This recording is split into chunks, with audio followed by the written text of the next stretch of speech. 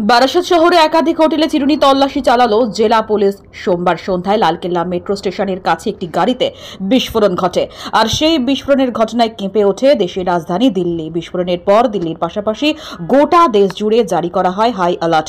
সেই মতন উত্তর 24 পরগনা জেলাতেও জারি করা হয়েছে হাই অ্যালার্ট। এই ঘটনায় বুধবার রাত 12টা নাগাদ বারাসতের একাধিক হোটেলে চিরুনি তল্লাশি চালালো বারাসত জেলা পুলিশের আধিকারিকরা। উপস্থিত ছিলেন এসডিপিও বারাসত, বারাসত থানার ভারপ্রাপ্ত আধিকারিক সহ একাধিক পুলিশ আধিকারিকেরা।